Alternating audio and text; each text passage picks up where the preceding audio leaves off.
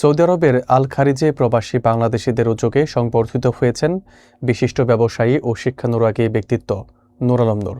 সমাজ ও রাষ্ট্র গঠনে সততা ও ন্যায়পরায়ণতার গুরুত্ব তুলে ধরেন তিনি।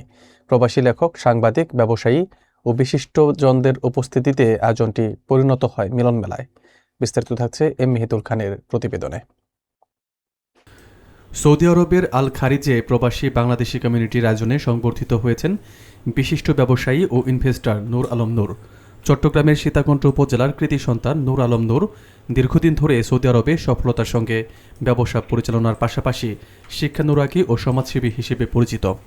সংবর্ধনা অনুষ্ঠানে তিনি ব্যক্তিজীবনে সততা, ন্যায়পরায়ণতা ও নিষ্ঠার মাধ্যমে সমাজ ও রাষ্ট্র বিনির্মাণে ভূমিকা রাখার গুরুত্ব তুলে ধরেন। তিনি মনে করেন, সম্মান ও মর্যাদার আসনে প্রতিষ্ঠিত হতে হলে সৎ ও নিরপেক্ষ থাকার কোনো বিকল্প নেই। ব্যক্তিজীবনের বিবাহবার্ষিকী উপলক্ষে আয়োজিত ফুলেল সংবর্ধনায় উপস্থিত সুধীজনদের অংশগ্রহণে তিনি গভীর কৃতজ্ঞতা প্রকাশ করেন। অনুষ্ঠানে প্রবাসী লেখক, সাংবাদিক, ব্যবসায়ী ও বিভিন্ন সামাজিক ও রাজনৈতিক সংগঠনের প্রতিনিধিরা উপস্থিত ছিলেন।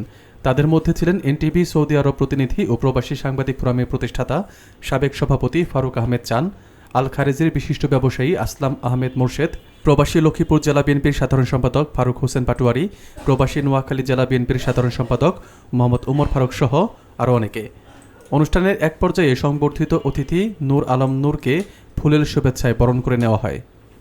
এই দিনে আমাকে সবাই আমন্ত্রিত জানার জন্য এবং সবাই উপস্থিত হয়ে আমার জন্য সবাই দোয়া করছেন। আমাদের প্রবাসীদের গর্ব, অহংকার জনাব নূর আলম সাহেবের।